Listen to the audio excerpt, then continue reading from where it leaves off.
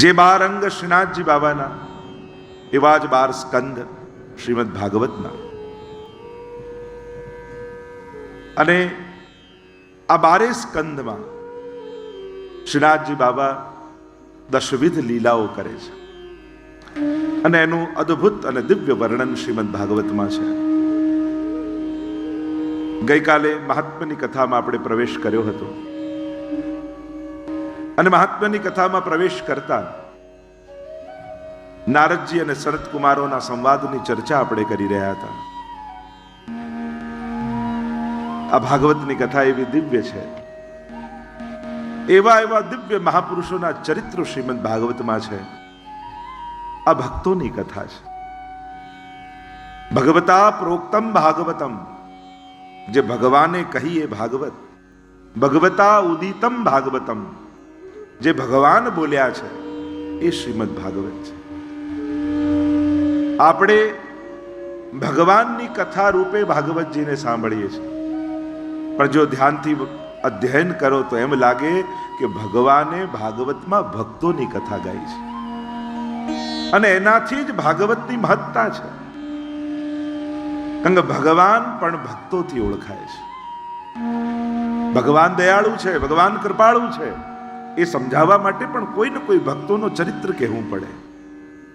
ભગવાનની ઉદારતા, ભગવાનની કૃપાળુતા, ભગવાનની દયાલુતા, ભગવાનના મહાત્માને સમજાવવા માટે પણ ભક્તોના ચરિત્રનો આશ્રય લેવો પડે છે. એટલે ભગવાને પોતે વ્યાસજીના હૃદયમાં બિરાજી આ ભાગવત કથાનું ગાન અને સર્જન કર્યું છે. એમ તો ભાગવતના આદિ વક્તા તો ભગવાન જ છે. દ્વિતીય સ્કંદમાં કથા આવશે કે 4 શ્લોકમાં ભગવાને બ્રહ્માજીને ભાગવત કથા કહી હતી અને 4 શ્લોકનો વિસ્તાર 18,000 શ્લોકમાં છે. શ્રીમદ ભાગવત કથા શ્રવણના 5 ફલ બતાવ્યા. અને આપણને થાય ભાગવતજી સાંભળીએ તો ખરા, પણ સાંભળવાથી મળશે શું, એનું ફલ શું? 5 ફલ કયા? સૌથી પહેલું ફલ ભાગવતજીનું કહ્યું નિસંશયતા, સમગ્ર સંશયોમાંથી મુક્તિ. અનેક અનેક શંકા અને કુશંકા લઈને માણસ જીવતો હોય છે, પણ એક વસ્તુ યાદ રાખવી, શંકા જાગે એમાં કોઈ વાંધો નથી, પણ શંકાનું સમાધાન કોઈ ગલત વ્યક્તિ પાસે લેવા નહીં જવું. કારણ કે કોઈ ગલત વ્યક્તિ પાસે શંકાનું સમાધાન લેવા જશો ને તો એ તમારી શંકાને દ્રઢ કરી દેશે, એ તમારી શંકાને અશ્રદ્ધામાં ફેરવી દેશે. આપણા બધાની તકલીફ સમાજની એ હોય છે, શંકાઓ સાચી હોય છે પણ સમાધાન ગલત જગ્યાએ લેવા જતા હોઈએ છે. બને તો ઓથોરાઇઝ પર્સન પાસે, જેણે શાસ્ત્રોના અધ્યયન કર્યા હોય એની પાસે સમાધાન મેળવવું. નહીં તો ગલત વ્યક્તિને પૂછવાથી શંકા અશ્રદ્ધાનું રૂપ લઈ લે કે જો હું કહેતો તો હું સાચો જ છું, મારી શંકા ખોટી નથી. અને એટલા માટે જેને પોતાને જ્ઞાન હોય એને પૂછવું. આપણે મોટા ભાગે સમાધાન ક્યાંથી લેતા હોઈએ? યુવાનોને શંકા થાય તો મમ્મીને પૂછે, પપ્પાને પૂછે, બાને પૂછે. બધાને ભાવ સાચો હોય પણ સમાધાન આપતા બધાને આવડે જરૂરી ન હોય.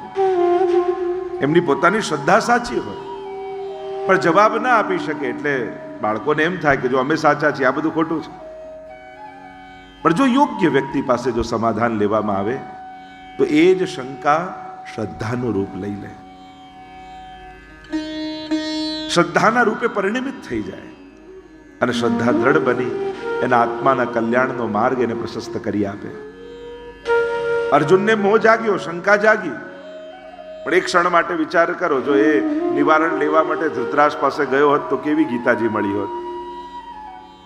કૃષ્ણને પૂછ્યું તો ભગવદ્ ગીતા મળી, ધૃતરાષ્ટ્રને પૂછ્યું હોત તો ક્યાંક કયો શાસ્ત્ર મળે? મોહ શાસ્ત્ર પ્રગટ થઈ જાય. એ તો એમ જ કે લડાતું હશે, ચાલ આપણે બંને ઘરે જતા રહીએ. ગલત વ્યક્તિ પાસે શંકાના સમાધાન નહીં લેવા, શાસ્ત્રોને પૂછવું. સત્ય અને અસત્ય નક્કી કરે છે શાસ્ત્ર, વ્યક્તિ પણ નહીં. શાસ્ત્ર પ્રમાણિત જે ધર્મ છે એ જ ધર્મ છે. શાસ્ત્ર નિષિદ્ધ જે વાત કરી એને અધર્મ કહેવામાં આવ્યું. કારણ કે દરેકની ઈચ્છા પ્રમાણે જો દુનિયા ચલાવવાની હોય તો દરેકે કાયદા પોતાના જુદા બનાવવા પડે.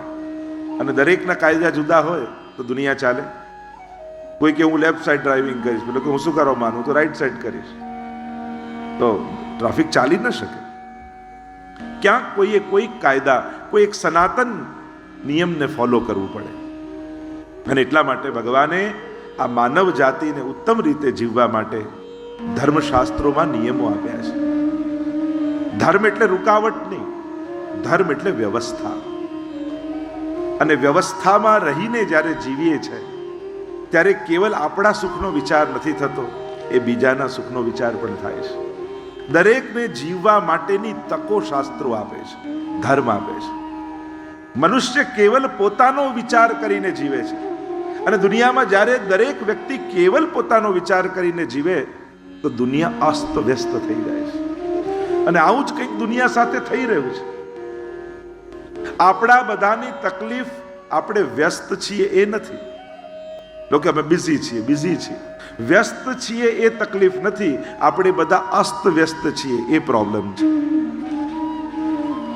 જે એક પ્રોપર વેથી જીવન જવું જોઈએ, જેમાં બધાના જીવનનો વિચાર હોય, એ જ ઉત્તમ જીવન છે. તો નિસંશયતા એ પહેલું ફલ. ભાગવત સાંભળશો તો ભગવાન સંબંધી, જીવન સંબંધી, ધર્મ સંબંધી બધી જ શંકાઓનું નિવારણ મળશે. ભાગવતજી અદ્ભુત ગ્રંથ છે. એ સમાધાન આપે છે, શાંતિ આપે છે. બીજું ફળ આપ્યું ભાગવતજી. શ્રવણનું દ્વિતીય ફલ છે ભગવત કૃપાનો અનુભવ. ઠાકોરજીની મારા ઉપર કૃપા છે એ વાત સમજાય, એ દેખાય. અત્યારે પણ થઈ જ રહી છે, પણ આપણને દેખાતી નથી ને સમજાતી નથી. આપણને એમ લાગે કે હાથમાં કોઈ વસ્તુ આવે ત્યારે જ કૃપા. ના, ભગવાન પાસે ઊભા રહો ને ત્યારે બે હાથ જોડીને એટલું જરૂર કહેજો કે પ્રભુ, સંજોગો નબળા અને સારા બંને આવશે, પણ તું મારી સમજ ક્યારે નબળી ન થવા દેતો. મારી સમજને ઉત્તમ બનાવીને રાખજે, જેથી દુર્ઘટનાઓમાં પણ, વિપરીત સંજોગોમાં પણ હું તારી કૃપાને જોઈ શકું, તારી કૃપાને સમજી શકું. આટલી જો સમજ, એ બસ એટલી સમજ મને પરવર દિગાર દે, સુખ જ્યારે જ્યાં મળે ત્યાં બધાના વિચાર દે. ભગવત કૃપાનો અનુભવ. ત્રીજું કહ્યું સાક્ષાત ભગવત પ્રાપ્તિ. ભાગવતજી સાંભળે અને ભગવાન મળે. પણ ભગવાન મળવાના અનેક પ્રકાર છે, અનેક રીતે મળતો હોય છે. આપણા ધાર્યા પ્રમાણે ને આપણા કયા પ્રમાણે નથી મળતો. એને એની રીતે મળવું ગમે છે, અને યોગ્ય સમયે મળે છે. આપણે બોલાવીએ એટલે રાહ જોઈને ઊભો નથી કે સામે આવીને ઊભો રહી જાય. અને ઘણાને તો એમ જ હોય, દેખાય તો જ પરમાત્મા, દેખાય નહીં તો ભગવાન નહીં. હું તો ઘણી વાર એટલે જ કહું કે થોડું કરીને આગળ આગળ દેખાય માણસ, અને બધું જ કરી ક્યાંય ન દેખાય એ જ તો ભગવાન છે. એને દેખાવાની આદત જ નથી. એ સુદામાને આપે, ખૂબ આપે, પણ સુદામાને ખબર ન પડવા દે કે મેં તને આપ્યું છે. એને દેખાવાની આદત નથી, એને યાદ અપાવવાની આદત નથી, એને કહેવાની આદત નથી. એ તો આપણે યાદ રાખવાનું કે આપનારો એ છે. ભગવત પ્રાપ્તિ થાય ભાવ રૂપે, પ્રેમ રૂપે, આનંદ રૂપે. ભગવાન અનેક રૂપે મળે છે. પ્રેમ હરિ કો રૂપ હૈ, જો હરિ પ્રેમ સ્વરૂપ, એક હોય દ્વય યો લસે, જો સૂરજ અરુધુ. આ બધા જ સમાનાર્થી શબ્દો છે. એને કૃષ્ણ કહો, એને આનંદ કહો, એને રસ કહો, એને પ્રેમ કહો, આ બધા જ સમાનાર્થી રૂપે વપરાય શાસ્ત્રોમાં. અને એટલા માટે એ આનંદ રૂપ છે. એટલે તો નંદ ઘેર આનંદ ભયો એમ કહીએ છીએ. કાલે જોયું ને, સચ્ચિદાનંદ રૂપા, એ આનંદ રૂપ. નંદ ઘેર આનંદ ભયો, કારણ કે વેદમાં બ્રહ્મનું સ્વરૂપ જ કહ્યું, આનંદ માત્ર કરપાદ મુખો ધરાદી. જે સર્વાંગ આનંદમય છે એ જ પરમાત્માનું સ્વરૂપ છે. અને એટલે જ નંદ ઘેર આનંદ ભયો કહીએ છીએ. પણ કયા નામે? તો કે જય કનૈયાલાલ, કૃષ્ણના નામે થયો છે એ જ આનંદ. અનેક રૂપે મળે. ચોથું કહ્યું ભગવાન કૃપા કરે. ભાગવતજી સાંભળવાથી અભયત્વ આવે છે, નિર્ભયતા આવે છે. અનેક ભયોથી ગ્રસિત જીવ કેટલા ભયો એને લાગેલા છે. અને સૌથી મોટો ભય શાસ્ત્રોમાં એમ કહે ને કે મૃત્યુનો ભય માણસને છે. હવે વિચાર કરો, જેણે મૃત્યુનો અનુભવ ક્યારે ન કર્યો હોય એ વસ્તુની બીક એને કેમ લાગે છે? તમે આગમાં દાઝ્યા હો તો તમને અગ્નિથી બીક લાગે કે આપણે બળ્યા. નાના બાળકને બીક ના હોય, કારણ કે ક્યારે દાઝ્યો ના હોય એટલે આપણે એને પકડવો પડે. પણ એકવાર દાઝી જાય પછી બીક લાગે ને. એટલે કે અનુભવ કર્યો હોય તો જ માણસમાં એ પ્રકારની ભાવના પેદા થાય. મૃત્યુથી માણસ કેમ ડરે છે? અનુભવ તો કર્યો નથી. તો કે ના, અનેક જન્મોથી એ મૃત્યુનો અનુભવ કરતો આવ્યો છે. એ જ પ્રમાણ છે કે એને મૃત્યુનો ડર લાગે છે. જો એને ક્યારે મૃત્યુનો અનુભવ ન કર્યો હોત તો મૃત્યુનો ભય એને ન હોત. બાળક અગ્નિથી દાઝે નહીં તો એને અગ્નિની બીક ન લાગે. એકવાર દાઝે તો ડરી જાય, દૂર રહે. એમ માણસ પુનરપી જનનમ પુનરપી મરણમ પુનરપી જનની જઠરે શયનમ, અનેક જન્મ જન્માંતરથી જન્મ મૃત્યુના ચક્કરમાં ફરતો ફરતો માણસ આજે આવ્યો છે. અને એટલા માટે અનેક વાર મૃત્યુની પીડાનો અનુભવ એણે કર્યો છે. એટલે મૃત્યુથી એ ડરે છે, એને ભય છે. ભાગવતજી એવી દિવ્ય ગાથા છે કે મૃત્યુના ભયથી મુક્ત કરી દે છે. મરને સે સબ જગ ડરે મેરે મન આનંદ और मरने ही ते पाइए पूर्ण परमानंद. મૃત્યુને મહોત્સવ બનાવનારી આ કથા ભાગવતી કથા છે. મૃત્યુને મારી શકાતું નથી, મરણને મારી ન શકાય, મૃત્યુને મારી ન શકાય. મૃત્યુને કેવલ સુધારી શકાય છે. મૃત્યુથી કોઈ બચી શક્યું નથી, પણ જેણે મૃત્યુને સુધારવાની કોશિશ કરી છે એ તરી ગયા છે, અમર થઈ ગયા છે. અને એટલા માટે મૃત્યુથી ડરો નહીં. ભગવાન ગીતાજીમાં તો બહુ સહજ રીતે મૃત્યુને બતાવે. વાસાંસ જીર્ણાની યથા વિહાય નવાની ગૃહણાતિ નરોપરાણી. જેમ જૂના કપડાં પહેરીને માણસ નવા કપડાં પહેરી લે, બસ આ જ મૃત્યુ છે. જેમ ઝાડમાંથી ખરેલા પત્તાઓ ફરી ઉગે, બસ આ જ મૃત્યુ. નવા જીવનની શરૂઆત એ જ મૃત્યુ છે. એમ આપણું દેહરૂપી કપડું ઘણાનું 10 વર્ષનું, ઘણાનું 50 વર્ષનું, ઘણાનું 60, ઘણાનું 80 વર્ષનું. આ જૂનું થયેલું કપડું કાઢી શરીર રૂપી અને નવું કપડું પહેરીએ, એ જ જન્મ મરણની ઘટમાળ છે. અભયત્વનું દાન ભાગવતજી કરે છે.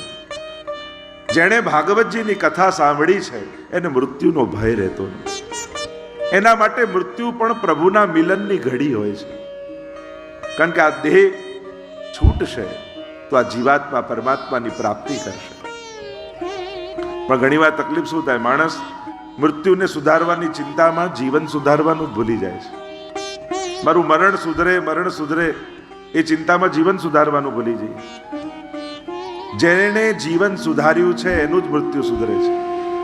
કોઈ એમ વિચાર કરે કે છેલ્લી ઘડીએ ભગવાનનું નામ લઈ લઈશું. આ શાસ્ત્રોમાં કહ્યું અંત સમય પણ ભગવાનનું જે નામ લે ભગવત પ્રાપ્તિ કરે, પણ છેલ્લે ઘડીએ ભગવાન યાદ આવવા બહુ અઘરા છે.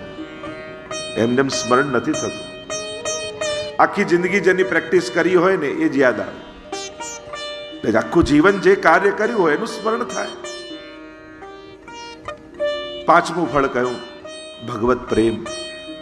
ભાગવત સાંભળવાથી ભગવાનમાં પ્રેમ જાગે છે. મુક્તિ સરળ છે, પુણ્ય સરળ છે, પણ ભગવત પ્રેમની પ્રાપ્તિ બહુ જ દુર્લભ છે. જેના પર પ્રભુની કૃપા હોય. ભાગવતજી ભગવત પ્રેમ આપનારો ગ્રંથ છે.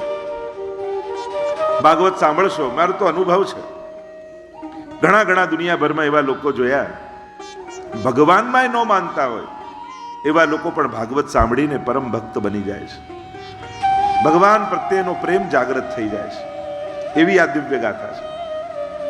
આવો પ્રવેશ કરીએ મહાત્માની કથામાં. સનત કુમારો સત્સંગ માટે એકત્રિત થયા હતા અને નારદજીને જતા જોયા. ઉતાવળે નારદજી જઈ રહ્યા છે. સનત કુમારોએ જોયું કે જેના મુખમાં ચિંતન હોવું જોઈએ એના મુખમાં ચિંતા છે. નારદજીને પૂછ્યું, આપ ચિંતાતુર કેમ છો? અને ત્યારે નારદજીએ પોતાની વ્યથા અને કથા કહેતા કહ્યું, અહમ તો પૃથ્વીમ યાતો જ્ઞાત્વા સર્વોત્તમામિતિ. આ પૃથ્વીને સર્વોત્તમ જાણી હું યાત્રા કરવા માટે આવ્યો. કારણ કે આ પૃથ્વીમાં ભક્તિ કરવાની ને ભગવાન મેળવવાની જેટલી સુવિધાઓ છે એટલી બીજા કોઈ લોકમાં નથી. આ માનવ દેહમાં ભક્તિ કરવાની જે સુવિધાઓ છે એ બીજા કોઈ દેહમાં નથી. એટલે જ તો કહ્યું બડે ભાગ માનુષ તન પાવા. આ માનવ દેહ દુર્લભ છે. કારણ કે અન્ય કોઈ દેહમાં, આજે તમે પશુ પંખીઓના પણ બધા દેહ જુઓ, એ લોકોની આંખો છે, એ લોકો પણ જુએ છે, પણ માણસ પાસે એવી આંખો છે કે આ આંખોથી ભગવાનને જોઈ જન્મ મરણના ચક્કરમાંથી છૂટી શકે છે. એ લોકો પાસે પણ જીભ છે, એ લોકો બોલી શકે છે. પોપટ પણ રામ નામ બોલે, પણ એ રામના કાન સુધી પહોંચતું નથી. માણસ રામ બોલે ને તો છેક રામ સાંભળે, એવી જીભ માણસ પાસે છે. પ્રાણીઓ પાસે પણ કાન છે, એ લોકો સાંભળે છે, પણ માણસ પાસે એવા કાન છે કે આ કર્ણથી કથા સાંભળી એ જન્મ મરણના ચક્કરમાંથી છૂટી શકે છે. એટલે કે માણસની એક એક ઇન્દ્રિયો એના મુક્તિના સાધન છે, એના મુક્તિના દ્વાર છે. આ વિષયો માટેના બંધન નથી, આ ભક્તિ કરવાના સાધનો છે. સાધારણ વ્યક્તિ ઇન્દ્રિયોને વિષય ભોગના સાધન માને છે, અને ભક્ત એને ભક્તિ કરવાના સાધન માને છે. કે ભગવાને ઇન્દ્રિયો આપી છે એની ભક્તિ કરવા માટે, ભગવાનનો અનુભવ કરવા માટે. અને એટલા માટે આ માનવ દેહ દુર્લભ છે. કહ્યું હું યાત્રા કરવા માટે આવ્યો. જો આપણે ત્યાં 3 સ્થાન કયા, તીર્થ, ક્ષેત્ર અને ધામ. જ્યાં જલ અને સ્થળ બંનેનું મહત્વ હોય એને તીર્થ કહેવાય. જ્યાં ભૂમિનું મહત્વ હોય, સ્થળનું મહત્વ, એને ક્ષેત્ર કહેવાય. અને જ્યાં પ્રગટ રૂપે પરમાત્મા સદા માટે બિરાજતા હોય એને ધામ કહેવાય. આ બધા જ સ્થાનોમાં નારદજી પરિભ્રમણ કર્યું. કહેવા લાગ્યા બધે જ હું ગયો તીર્થોમાં, પણ ક્યાંય મને શાંતિ ન દેખાય. કલિયુગનો પ્રભાવ ચારે બાજુ દેખાય. શ્રીરંગમ સેતુ બંધનમ, ઉત્તરથી લઈ દક્ષિણ, પૂર્વથી લઈ પશ્ચિમ સુધી ભારતમાં કેવા સુંદર તીર્થો છે, કેવા ભગવત સ્વરૂપો છે. તમે ઉત્તરમાં જાઓ બદ્રીનાથ, અને બદ્રી ભગવાન બિરાજમાન હોય. દક્ષિણમાં જાઓ શ્રીરંગનાથ, અને આમ કરીને પોઢ્યા હોય. પૂર્વમાં જાઓ દ્વારિકાધીશ ચતુર્ભુજ રૂપે બિરાજતા હોય પશ્ચિમમાં, અને પૂર્વમાં જગન્નાથ ભગવાન બિરાજતા હોય. આ દિવ્ય સ્વરૂપો, આ દિવ્ય ભગવત ધામો છે. આ 4 ધામો આપણે ત્યાં છે. ઉત્તરમાં બદ્રીનાથ, પૂર્વમાં જગન્નાથ, પશ્ચિમમાં દ્વારિકાનાથ અને દક્ષિણમાં શ્રીરંગનાથ. ઘણી વાર લોકો રામેશ્વર સમજતા હોય, પણ રામેશ્વર તો મહાદેવજીનું ધામ છે. એ રીતે 4 મહાદેવજીના ધામ છે. ઉપર જેમ કેદારનાથ, અને આ રીતે સોમનાથ, અને આ રીતે 4 મહાદેવજીના અને 4 નારાયણના, વિષ્ણુના. આ 4 ધામ આપણે ત્યાં વિશેષ રૂપે. અને વચમાં બોલો ગોવર્ધન ભારતના હૃદયમાં શ્રી ગોવર્ધનનાથજી બિરાજમાન છે. તો આ બધા જ તીર્થોમાં નારદજી કહેવા લાગ્યા હું બધે જ ગયો, પણ ક્યાંય મને શાંતિનો અનુભવ ન થયો. કલિયુગનો પ્રભાવ મને બધે જ દેખાયો. અને તીર્થ ક્ષેત્રમાં વધારે પ્રભાવ દેખાયો, ક્યાંય શાંતિનો અનુભવ ન થયો. શું શું જોયું નારદજીએ? નારદજી બોલ્યા, સત્યમ નાસ્તિ તપઃ શૌચમ દયાદાનમ ન વિદ્યતે ઉદરમ ભરિણો જીવા વરાકાકૂટ ભાષિણ. કેવા લાગ્યા? સત્યમ નાસ્તિ, જો સર્વ માર્ગેષુ નષ્ટેષુ કલૌ ચ કલધર્મિણી પાષંડ પ્રચુરે લોકે કૃષ્ણ એવ ગતિર્મમ. શ્રી મહાપ્રભુજી પણ કૃષ્ણાશ્રયમાં આ વર્ણન કરેલું છે કે કેવો કલયુગનો પ્રભાવ.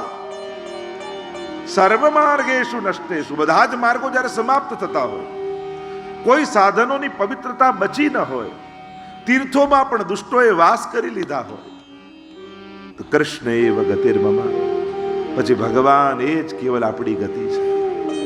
ભગવાનના શરણે બેસી જાઓ. અત્યારના સમયમાં બહુ ભટકવામાં આનંદ નથી. બહુ બધું કરી લેવાથી કઈ બહુ સારું થઈ જશે એવું પણ નથી. હા, તીર્થોની મહત્તા છે, જઈએ, પણ બહુ ભટકતા રહેવામાં ઉલટાનો અભાવ પેદા થશે. ઘણી વાર તીર્થોમાં જઈને આવીએ ને, જઈને આવીને ઉલટાનું એ પ્રત્યે અભાવ લઈને આવીએ કે હવે તો અહીંયા આવવા જેવું જ નથી. ઘણી વાર એવું થઈ જાય, ઊંધું થઈ જાય. એના કરતા તમે ભાગવતજીમાં જ્યારે તીર્થોના વ્રજના આ બધા વર્ણન સાંભળો છો ને વાંચો છો ને, તો ભાગવતમાં રહેલા આ બધા તીર્થો વધારે આનંદકારી લાગે છે. કથામાં વર્ણિત તીર્થો ને વ્રજમંડળ વધારે આનંદકારી લાગે છે. જ્યારે પોતે જાઓ ત્યારે ઘણીવાર વિપરીત ભાવ પણ થાય, સહજ છે. માણસની દોષ દ્રષ્ટિ છે એટલે દોષ દેખાય, પણ તીર્થોના પણ આધિ ભૌતિક સ્વરૂપ બગડ્યા હોય, આધિ દૈવિક સ્વરૂપે તો ત્યાં દિવ્યતા છે જ. સત્યમ નાસ્તિ, સત્ય નાશ પામી ગયું એમ કહ્યું. આજે કોઈ સાચું બોલવા તૈયાર નથી. સત્ય કડવું લાગવા માંડ્યું માણસને, અને પાછું કે હું સાચું બોલું છું એટલે કડવું લાગુ છું.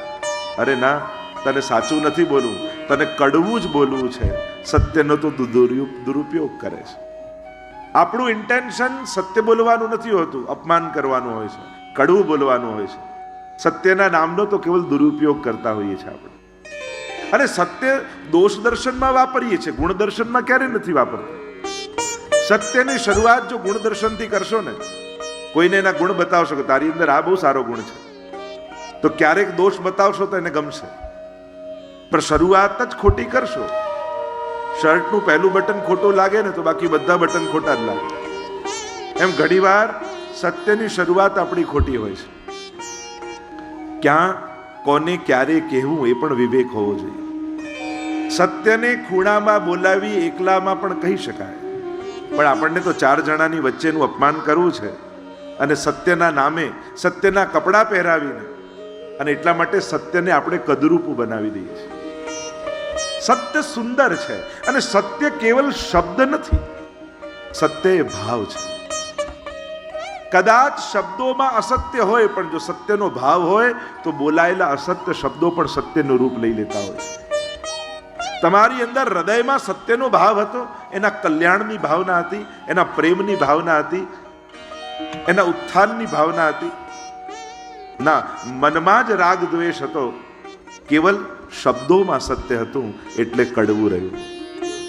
જો કલ્યાણની ભાવના, સત્યમ બધા કહ્યું છે, તમ પ્રિયમ બ્રુયા એમ કહ્યું છે, પ્રિય બોલો. એટલે તો વાણીનું તપ બતાવ્યું ગીતાજીમાં ભગવાને. અનુદ્વેગ કરમ વાક્યમ સત્ય પ્રિય હિતમ ચયત સ્વાધ્યાયા વ્યસનમ ચૈવ વાંગમયમ તપ ઉચ્યતે. વાણીનું તપ બતાવ્યું, પ્રિય બોલું. સત્યમ નાસ્તિ તપઃ, તપ જતું રહ્યું. અને અત્યારનું તપ શું, જંગલમાં બેસીને ઝાડ નીચે બેસવાના, અને ફોરેસ્ટ ડિપાર્ટમેન્ટ વાળા બેસવાય દેવાના છે. હવે તો તમે ઈચ્છો ને કે જંગલમાં જવું તો ત્યાંય તમને કોઈ રહેવા દે એમ નથી. અને એટલા માટે જંગલમાં જઈને ઘર બાંધવું એના કરતા ઘરમાં રહીને વનની જેમ રહેવું સારું.